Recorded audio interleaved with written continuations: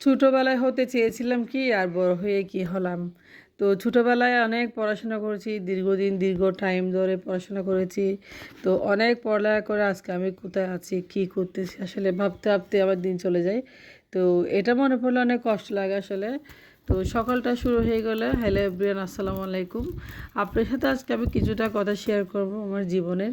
তো আমি ছোটোবেলায় কি হতে চেয়েছিলাম আর বড় হয়ে কি হয়ে গেলাম, যা হোক না কেন। তো আমি এখন হাউসওয়াইফ। দেখেন, সকালবেলা হাঁড়ি পাতিল ঘষা মাজা, তারপরেও একটি মেয়ে যতই যা কিছু হোক এগুলা করতে হয়। তবে আমি তো এখন হাউসওয়াইফ, তাই না? তারপর আমি আমার স্বপ্নটা পূরণ করার চেষ্টা করতেছি। তো কেমন আছেন সবাই? আশা করি ভালো আছেন। অবশ্যই আমার চ্যানেলটি আপনার সাবস্ক্রাইব করার অনুরোধ রইল। যদি আমার ভিডিওটা ভালো লাগে, চ্যানেলটা অবশ্যই সাবস্ক্রাইব করে পাশে থাকবেন। তো সকাল হয়ে গেছে, গতকাল রাতে কিছু হাঁড়ি পাতিল ছিল, রান্না করছিলাম।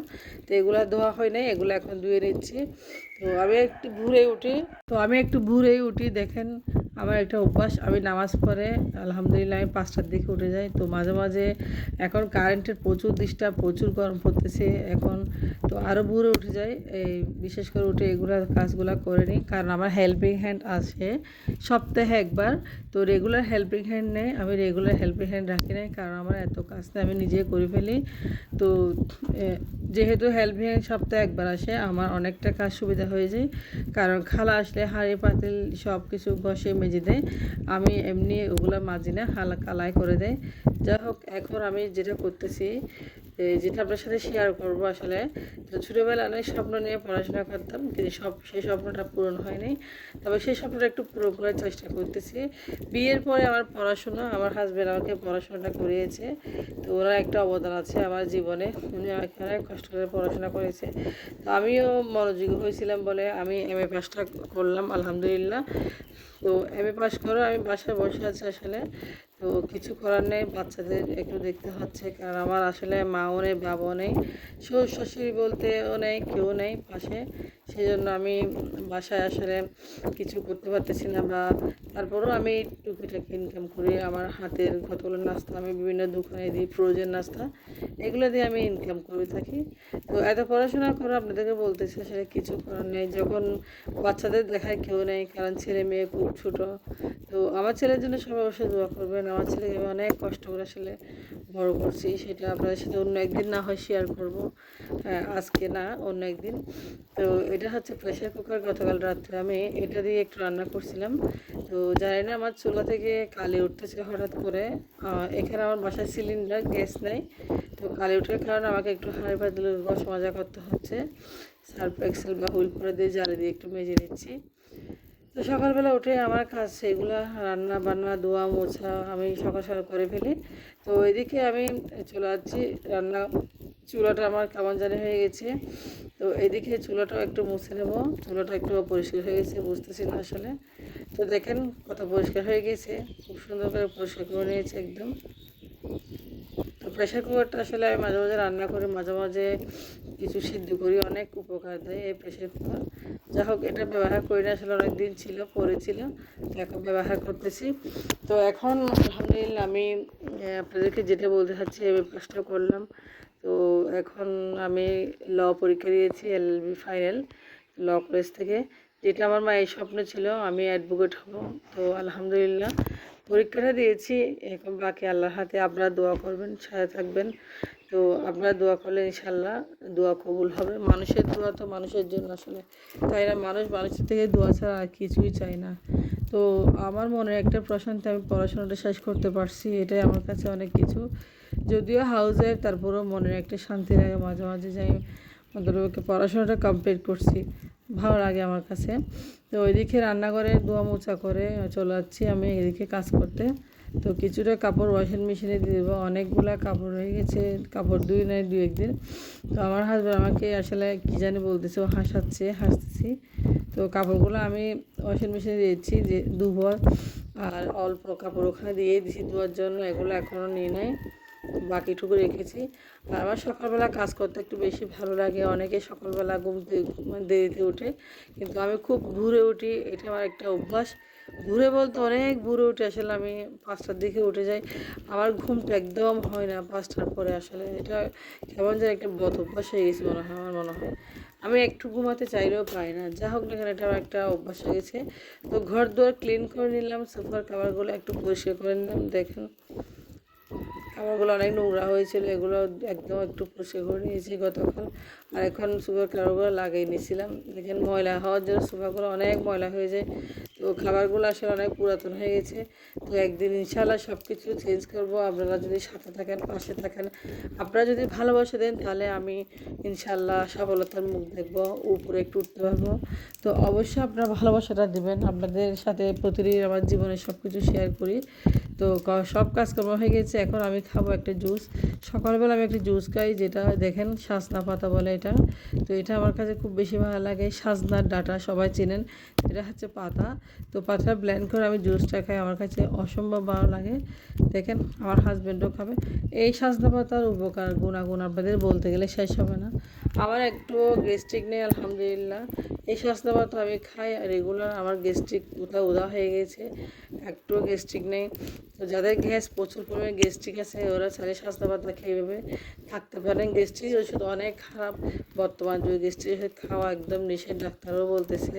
যাই হোক আপনাদেরকে সাজেস্ট করতেছি, আপনারা যদি খান আপনারা ফল পাবেন। সাজনা পাতা সচরাচর এখন অনেক জায়গায় পাওয়া যায়, আপনারা একবার খেয়ে দেখবেন, এক সপ্তাহ আলহামদুলিল্লাহ আপনাদের গ্যাস্ট্রিক বলতে থাকবে না। যেটা আমার কাছে নেই, গ্যাস বলতে আমার নেই, আমার পেটে কোনো গ্যাস্ট্রিক নেই। মাঝে মধ্যে যদি আমি কোনো কিছু খাই, তারপরেও সাজনা পাতা খেয়ে নিই। তো আমার হাজব্যান্ডকে দিলাম এক গ্লাস, সেও খাবে।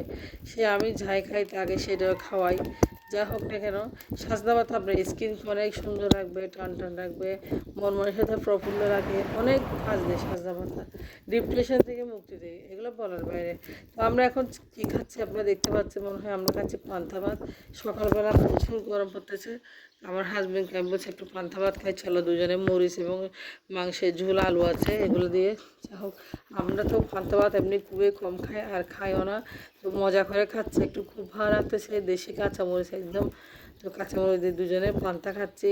আর এই গরমে পান্তাটা কী যে আরাম লাগতেছে, সেটা বলার বাইরে, বিশ্বাস করেন আপনারা। তো বন্ধুরা, আপনারা পান্তা ভাত খাবেন গরমে। এই গরমে পান্তা ভাতটা মানে রুটা ঠান্ডা করে দেয়। তো খুব মজা করে খাচ্ছি এই পান্তাটা, ভালো লাগতেছে। তো আমার হাজব্যান্ডও খাচ্ছে, আমরা দুজন অনেক দিন পরে পান্তা খাচ্ছি। প্রায় আমরা পান্তা আসলে খাওয়া হয় না, সত্যি কথা। অনেক সময় আমরা ভাত ফেলে দিই, কিন্তু কেন জানি আমার মুখে রুচি আসতেছে এই পান্তা খাওয়ার জন্য। এই পান্তা আলু ভর্তা দিয়ে আরও বেশি মজা। যাই হোক, আমরা খাওয়া দাওয়া শেষ করলাম, এখন একটু তো আমরা পান্তা ভাত খেয়ে এদিকে চলে আসলাম। আমি কাপড় কিছু আজকে ঘরের পর্দা একটু ধুবো। তো পর্দাগুলো আমার হাজব্যান্ড একটু দেখেন খুলে দিয়েছে একদম পর্দাগুলো। তো পর্দাগুলো ওয়াশিং মেশিনে দেবো। তো আমি চলে যাচ্ছি এদিকে হাসতে হাসতে, আমার হাজব্যান্ড আমাকে ভিডিও করতেছে, এই জন্য কি যেন একটা মনে পড়ছে, আমি এদিকে হাসতেছি। তো হাসতে হাসতে পর্দাগুলো আমি দেখেন, এদিকে ওয়াশিং মেশিনে অর্ধেক কাপড় ধোয়া হয়ে যাচ্ছে, আর বাকি কাপড়গুলো আমি এদিকে রাখতেছি।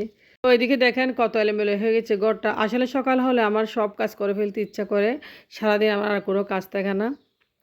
তো এদিকে বাকি কাপড়গুলো ধোয়া হয়ে গেছে, আপনাদেরকে দেখাচ্ছি। এই কাপড়গুলো দেখেন ধুইতেছি, ধোয়া হয়ে গেলে আমি এগুলো শুকাত দিয়ে ফেলবো। তো ওয়াশিং মেশিনটা আছে বলে আমার অনেকটা কাজ বেঁচে গেছে। তাছাড়া না হলে আমার এত কাজ থাকতো, আর একা একা কাপড় ধোয়া আমার ভালো লাগে না। অনেক কাপড় বাসায়, আমরা 4 জনের কাপড় টোটাল, এইগুলো কাপড় ধোয়া সম্ভব হবে না কখনো। তো এদিকে দেখেন সুপার কাপড়গুলো একটু পরিষ্কার করে নিয়েছি। তো এগুলো আগে ধোয়া ছিল, এখন আমি একটু ভালো করে মেলে দিয়েছি। তো ঘরটা একটু পরিষ্কার করে নিয়েছি, দেখেন ঘরটা মুছে নিয়েছি। অফ ক্যামেরায় আমি অনেকগুলো কাজ করেছি, যেগুলো আপনাদের সাথে শেয়ার করতে পারি নাই। তো এতগুলো শেয়ার করলে আসলে ভিডিওটা অনেক বড় হয়ে যাবে, সেজন্য পারি না। তো যা হোক না কেন, আমার কাপড় ধোয়া এতক্ষণ হয়তো বা হয়ে গেছে, আমি চলে যাচ্ছি এখন মেশিনের কাছে। তো ঘরটাও পরিষ্কার হয়ে গেছে এখন। আর সকালবেলা আসলে আমি খুব ভোরে উঠি, তো ভোরেটা উঠলে আমার ঘুম আসে না। আসলে আমি 5টার দিকে উঠি, প্রায় আমার ছেলে এখন উঠে গেছে। তো দেখেন বন্ধুরা, আপনারা আমার কাপড়গুলো একদম ধোয়া হয়ে গেছে, তো একদম শুকায় গেছে। এগুলো আমি এখন শুকাত দেবো। তো মেশিনটা দেখেন, মেশিনে আসলে কাপড় দিলে একদম শুকায় যায়, এটা হচ্ছে সুবিধা। তো হাত দিয়ে পানিও চাপাতে হয় না। যা হোক, কাপড়গুলো একদম শুয়ে গেছে, আপনাকে দেখাচ্ছি। তো ওয়াশিং মেশিন কিনলে অনেকে বলে ভালো না, কাপড় পরিষ্কার হয় না, কাপড় এমন তেমন অনেক কিছু বলে, আসলে সত্যি না, এটা মিথ্যা কথা। তো ওইদিকে চাটও বানাইলাম, কত পরিষ্কার হয়েছে, ধুইতে চাইলে আসলে অনেক পরিষ্কার হয়। আর যারা ধুইতে পারে না তারা আমার পারে দেখেন হেসে হেসে কিলকিল করে সে চাটা খেয়ে নিচ্ছে। তো রান্নাঘরে চলে আসলাম, আমার মেয়ে খাবে নুডলস, আমার মেয়ের পছন্দের খাবার।